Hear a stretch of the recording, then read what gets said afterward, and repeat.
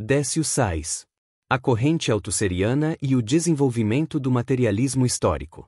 Resumo. O artigo discute se ainda vale a pena investir na reflexão sobre o materialismo histórico, já que esse monumental programa teórico, construído por Karl Marx e Friedrich Engels, com apoio em um vasto e paciente trabalho de pesquisa histórica, parece estar hoje cercado por todos os lados. O autor defende o uso dessa expressão de forma enfática, porque os intelectuais conservadores estariam agora coadjuvados, no ataque ao materialismo histórico, por antigos althusserianos que se renderam à proposta catastrófica do último Louis Althusser, o projeto de construção de um materialismo do encontro sobre as ruínas da teoria marxista da história. Palavras-chave: materialismo histórico. Karl Marx. Friedrich Engels. Início do artigo. Muitos intelectuais se perguntarão, ao lerem o título deste texto, se ainda vale a pena investir na reflexão sobre o materialismo histórico, já que esse monumental programa teórico, construído por Karl Marx e Friedrich Engels, com apoio em um vasto e paciente trabalho de pesquisa histórica, parece estar hoje cercado por todos os lados. Se uso essa expressão enfática, é porque os intelectuais conservadores são agora coadjuvados, no ataque ao materialismo histórico, por antigos althusserianos que se renderam à proposta catastrófica do último Louis Althusser, o projeto de construção de um materialismo do encontro sobre as ruínas da teoria marxista da história. Como reação a esse ataque, que sintomaticamente empolga muitos intelectuais pouco envolvidos com pesquisa histórica, prefiro me lançar, neste espaço, a uma avaliação sobre tudo o que há de positivo no empenho inicial da corrente althusseriana em desenvolver e aprofundar a teoria marxista da história. É verdade que o materialismo do encontro não tem obtido grande repercussão acadêmica ou política, tendo conquistado sobretudo as mentes de alguns antigos althusserianos.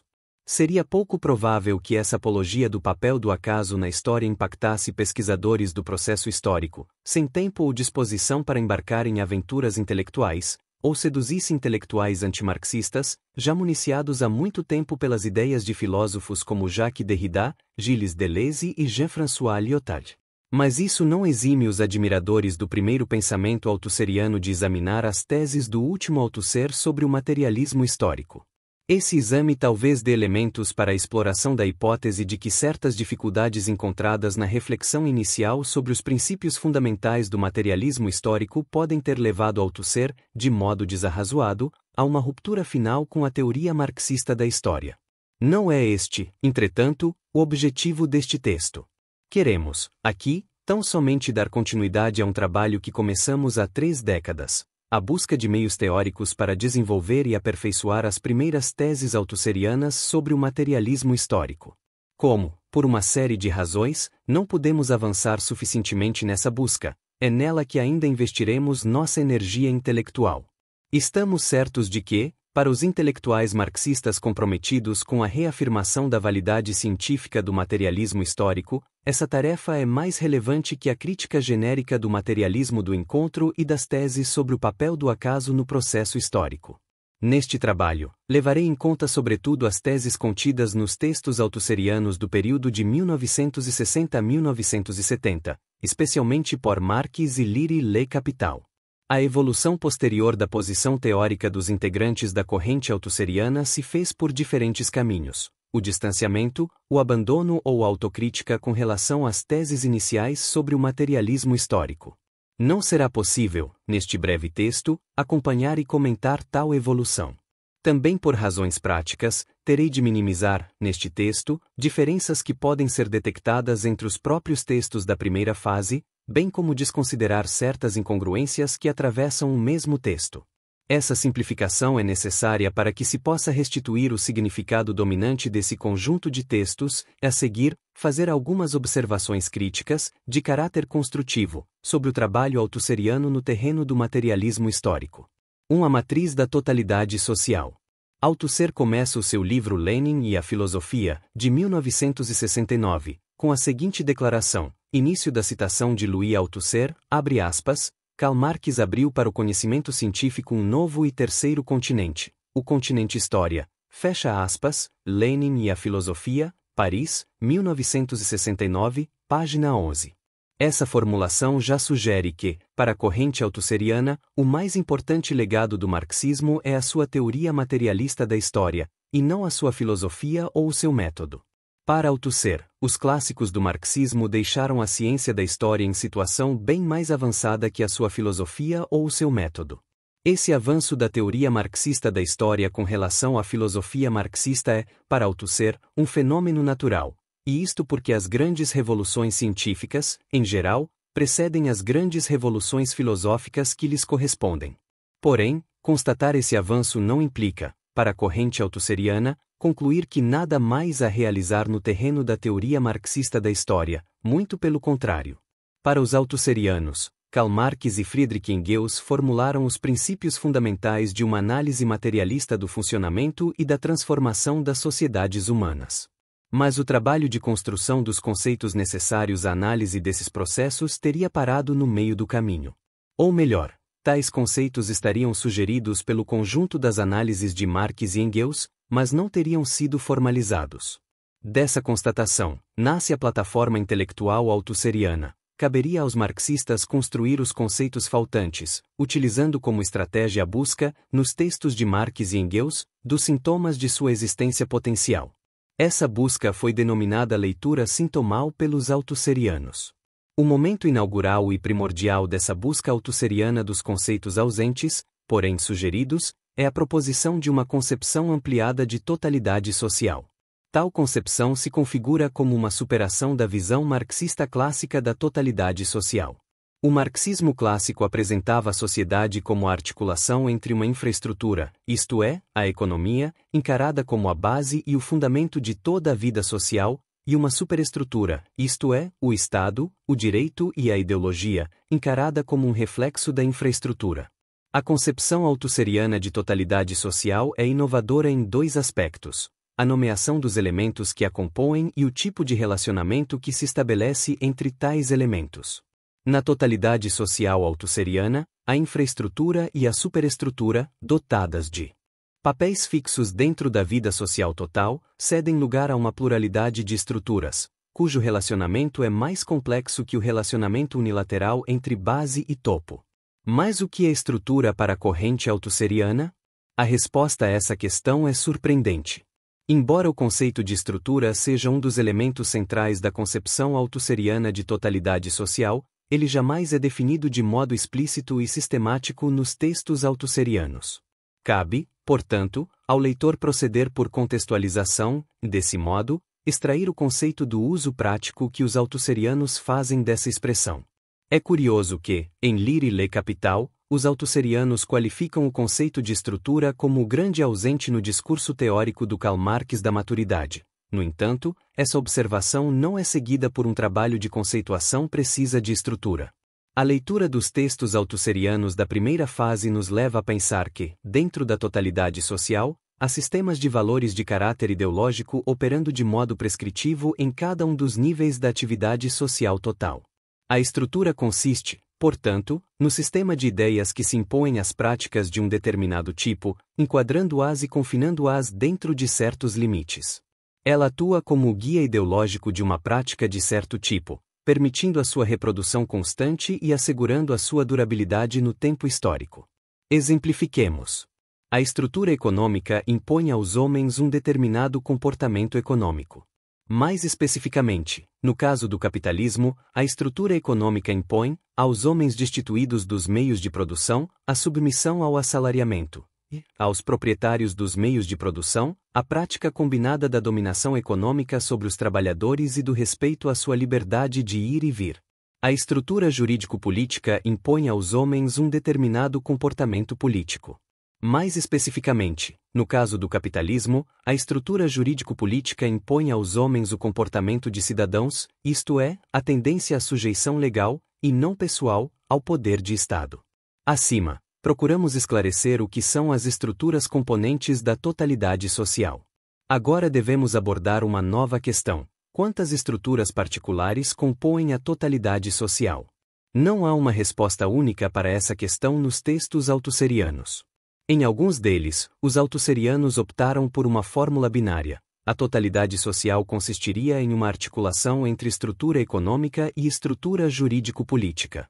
Noutros textos, os althusserianos se inclinaram para uma fórmula trinitária. Faria parte da totalidade social além das duas estruturas já mencionadas, uma estrutura propriamente ideológica, isto é, um sistema de valores que orientaria as atividades ideológicas.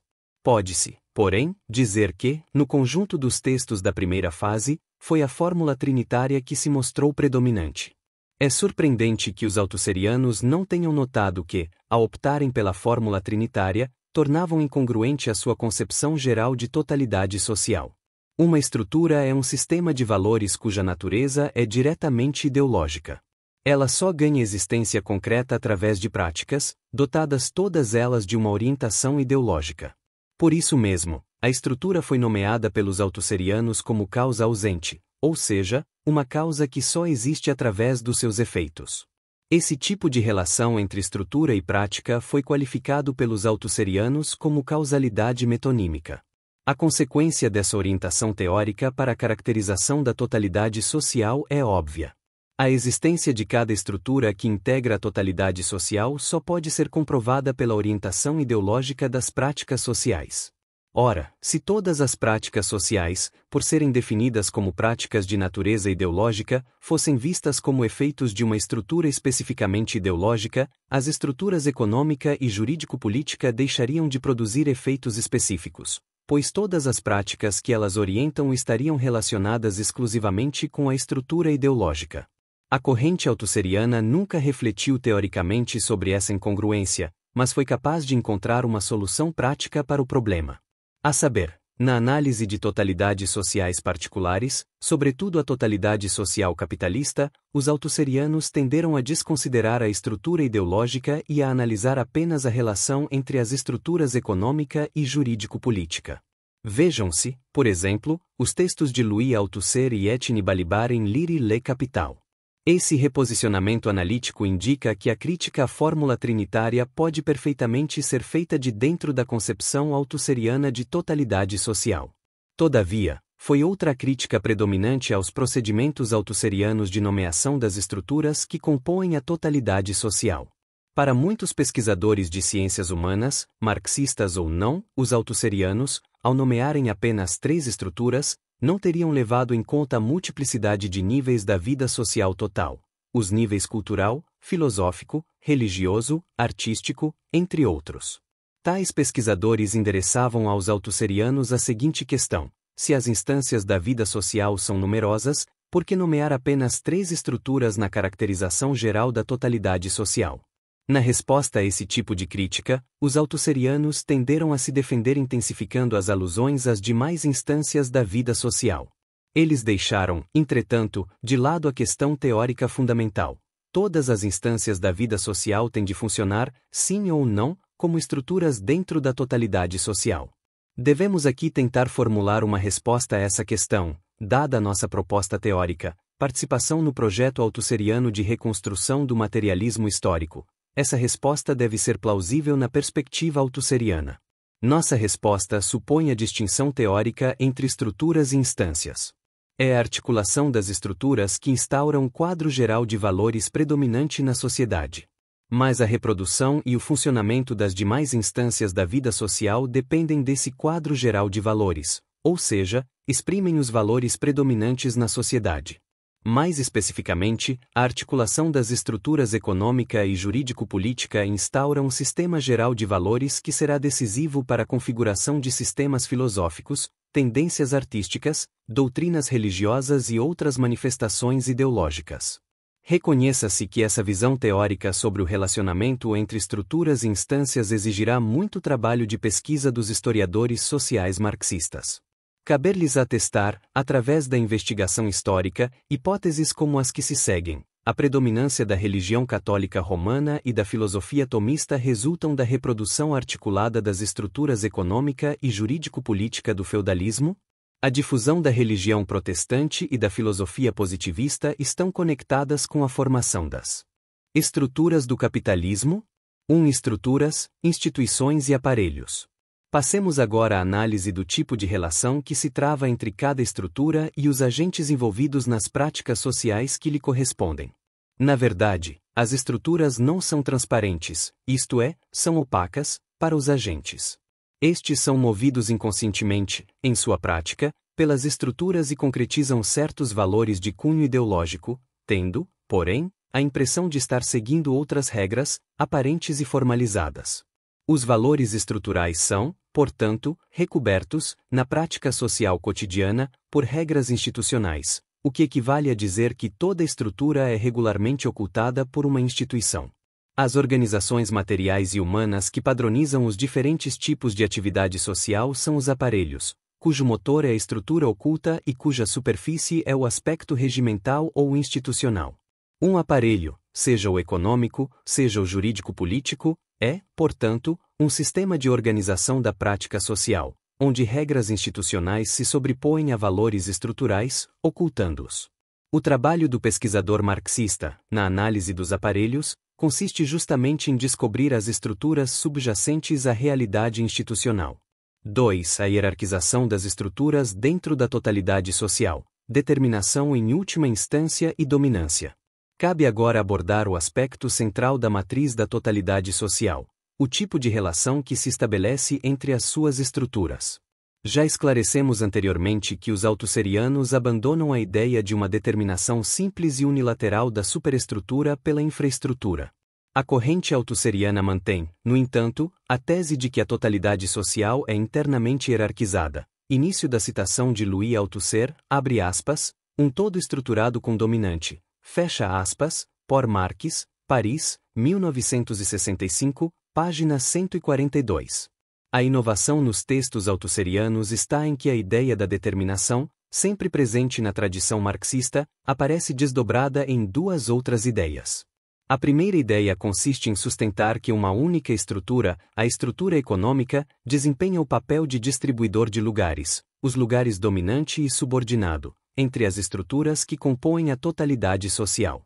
No desempenho desse papel, a estrutura econômica pode inclusive, em certos tipos particulares de totalidade social, como o capitalismo, atribuir o papel dominante a ela mesma. Essa capacidade de atribuir lugares diferenciados, dominante e subordinado, às estruturas componentes da totalidade social é denominada pelos altusserianos de exercício da determinação em última instância pela estrutura econômica. A segunda ideia inovadora consiste em afirmar que se delineia, dentro da totalidade social, um papel dominante que é distinto do papel de exercício da determinação em última instância e que é desempenhado variavelmente por uma das estruturas componentes da totalidade social. Exemplifiquemos. Para os altusserianos, no escravismo a estrutura econômica determina que o papel dominante caiba à estrutura jurídico-política. No feudalismo, a estrutura econômica determina que o papel dominante caiba à estrutura ideológica, ou à estrutura jurídico-política, caso não se leve a estrutura ideológica em consideração. E, no capitalismo, a estrutura econômica se investe, ela própria, do papel dominante. Mas qual é o conteúdo do conceito de dominância? A conceituação altusseriana de dominância é sumária. Ela se reduz à capacidade de uma estrutura intervir na reprodução das demais, ao criar condições necessárias a essa reprodução. Devemos agora passar à análise crítica da matriz altusseriana da totalidade social. Para tanto, temos de examinar a dupla de conceitos esboçados, determinação em última instância e dominância, na sua interconexão. É inconveniente abordar isoladamente cada um dos dois conceitos, como fizeram alguns críticos brasileiros do pensamento altusseriano. Vejamos, em primeiro lugar, o que pode ser resgatado do conceito de determinação em última instância pelo econômico, a seguir, o que deve ser rejeitado na versão altusseriana da determinação em última instância. O papel em última instância do fator econômico é um princípio correto do materialismo histórico, como indicou Friedrich Engels nos seus trabalhos e em sua correspondência. Porém, a pesquisa histórica evidencia que o desempenho desse papel, contrariamente ao que afirmam os altusserianos, é anterior ao funcionamento e à reprodução de um tipo qualquer de totalidade social.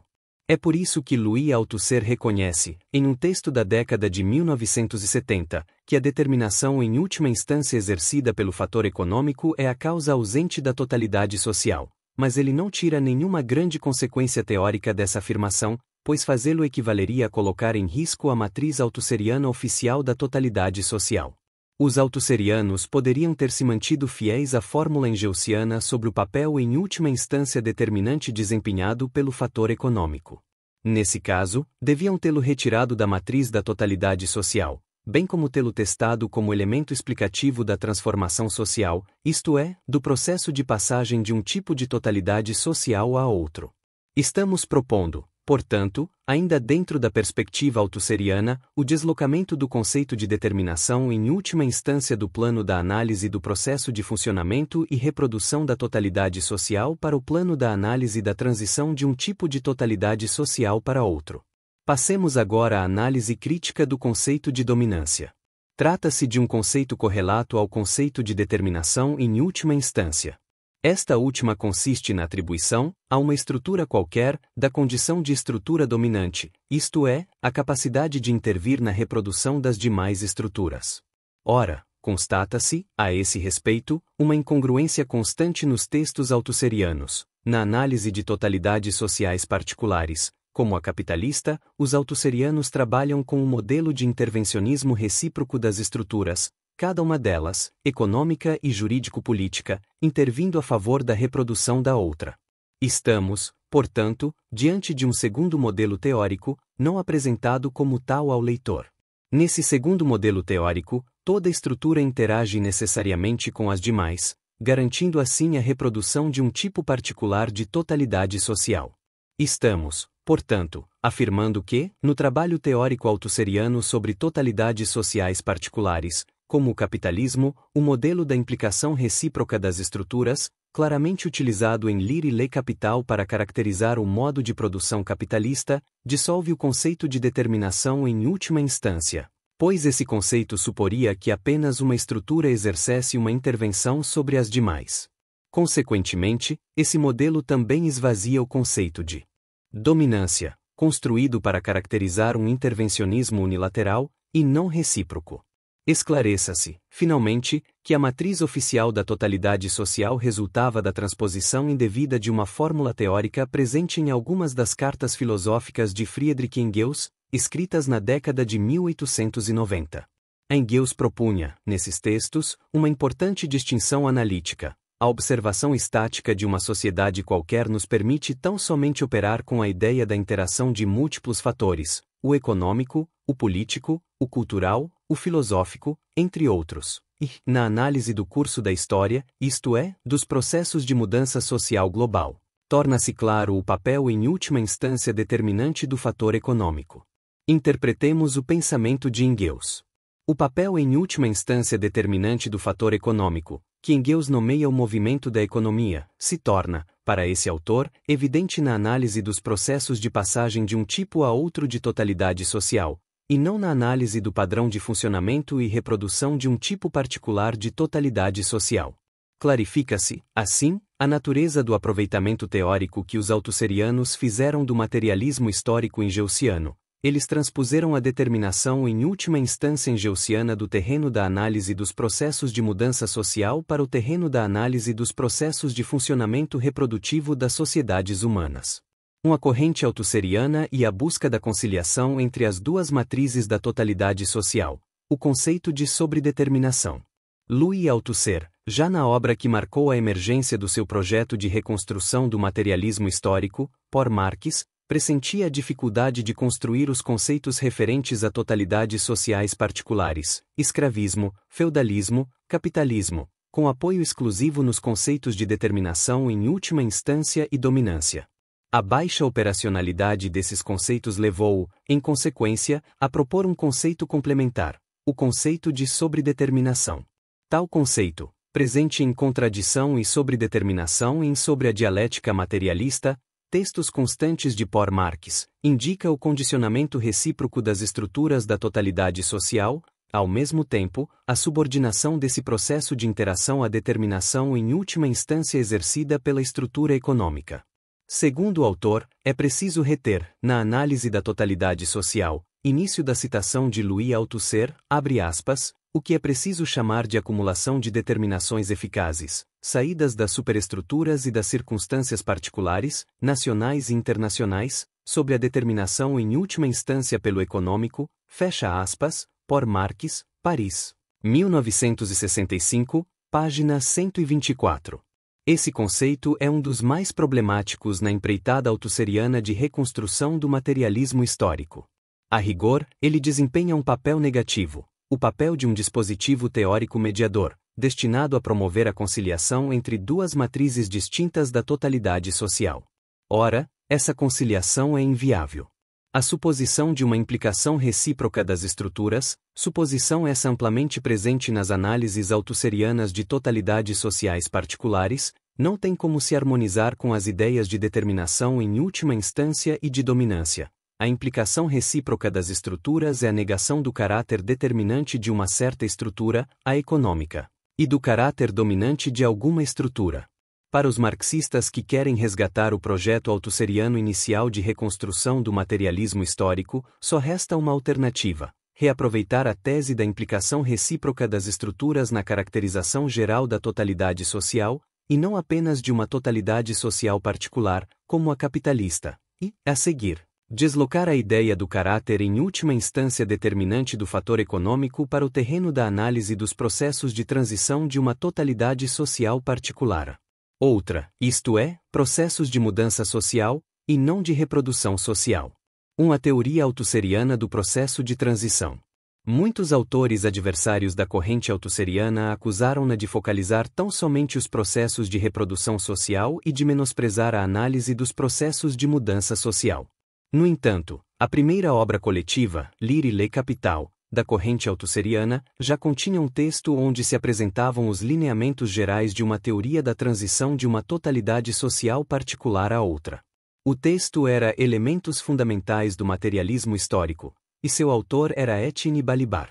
Uma leitura cuidadosa desse texto nos permite detectar dois aspectos distintos na análise balibariana da transição: a morfologia da transição e a dinâmica da transição.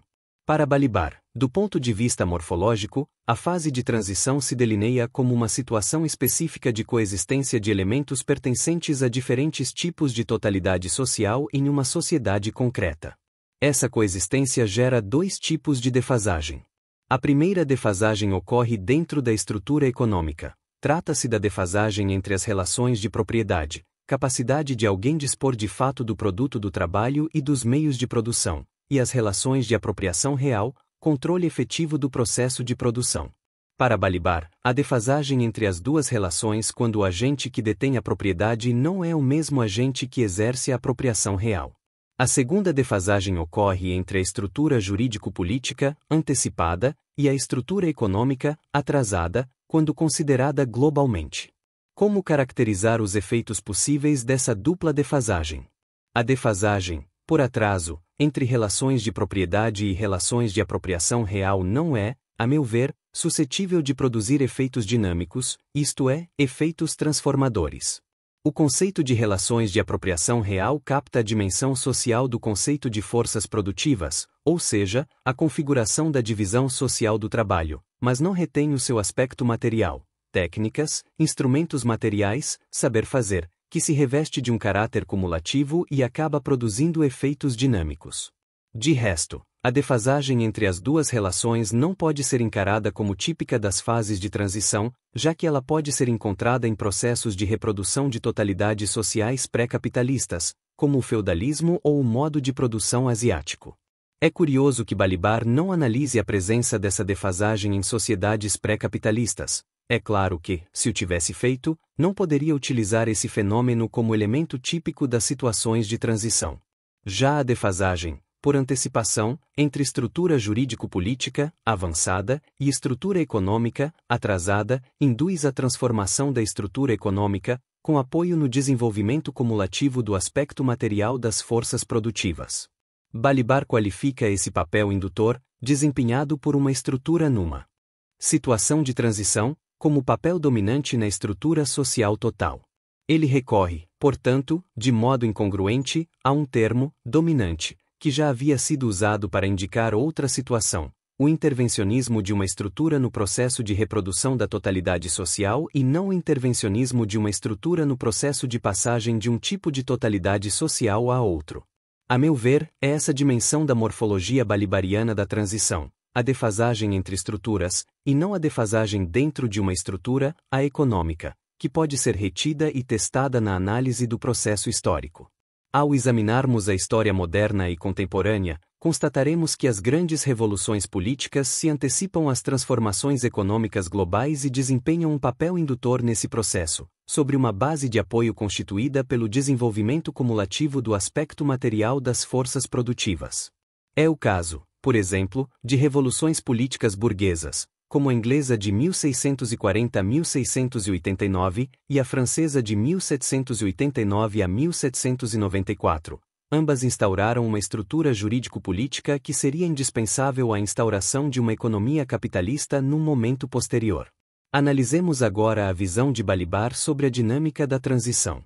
Ela consiste numa cadeia complexa de causalidade cujo resultado final é o estabelecimento, numa sociedade concreta, de um novo tipo de totalidade social. Para os pesquisadores marxistas, a análise da dinâmica da transição é fundamental, pois é através dela que se pode evidenciar a validade da tese marxista acerca do primado do fator econômico no processo histórico. A análise balibariana da dinâmica da transição reintroduz o tema marxiano dos efeitos sociopolíticos do desenvolvimento das forças produtivas, tema esse que estava ausente da morfologia balibariana da transição. O desenvolvimento das forças produtivas, no quadro das relações de produção vigentes, produz na longa duração um efeito social não previsto ou projetado pelos agentes desse desenvolvimento. Esse subproduto, ou efeito colateral, consiste no desarranjo das relações entre os grupos sociais dotados de posições diferentes dentro do sistema econômico. Se, anteriormente, esses grupos sociais se integravam e se complementavam dentro do sistema econômico, agora eles não podem mais viver como antes e entram em conflito. Portanto, se na curta duração o desenvolvimento das forças produtivas é funcional para a reprodução do sistema econômico, na longa duração ele induz o desenvolvimento da luta de classes. Ora, é a luta de classes a causa imediata da derrubada da velha estrutura jurídico-política e da implantação de uma nova estrutura jurídico-política, defasada por antecipação com relação à estrutura econômica. Essa nova estrutura jurídico-política induzirá a transformação da estrutura econômica sobre um fundo desenhado pelo estágio vigente de desenvolvimento das forças produtivas, ou seja, nas condições materiais específicas instauradas por esse desenvolvimento. O discurso oficial altusseriano coloca o papel em última instância determinante do econômico dentro do processo de reprodução da totalidade social. Mas esse papel reemerge na abordagem altusseriana da transição de um tipo de totalidade social para outro. A matriz altusseriana oficial da totalidade social é teoricamente incongruente, já a teoria altusseriana da transição pode ser testada, com sucesso, na análise dos processos históricos concretos de revolução burguesa. 2. Conclusão. Se quisermos dar algum aproveitamento ao trabalho desenvolvido pelos altusserianos na reconstrução do materialismo histórico, devemos resgatar o modelo da implicação recíproca das estruturas dentro da totalidade social, a morfologia balibariana da transição e a dinâmica balibariana da transição. Desse modo, poderemos reconstituir a dialética histórica objetiva, que consiste numa sucessão de períodos de reprodução social e de mudança social. Nessa dialética, o desenvolvimento das forças produtivas desempenha, alternadamente, um papel integrativo e um papel disruptivo. Uma vez aceita como teoricamente justa essa apresentação dos contornos gerais da dialética histórica real, ainda restará aos marxistas muito trabalho de pesquisa por ser feito. Deve-se mencionar, especialmente, o aprofundamento da análise da implicação recíproca entre estrutura econômica e estrutura jurídico-política dentro da totalidade social, bem como da conexão entre estruturas e instâncias não estruturais dentro de sociedades concretas. Será necessário, igualmente, aprofundar, com base em amplos estudos históricos, a relação entre o desenvolvimento das forças produtivas e a emergência da luta de classes dentro de diferentes tipos históricos de totalidade social. Décio Sais. A corrente altusseriana e o desenvolvimento do materialismo histórico.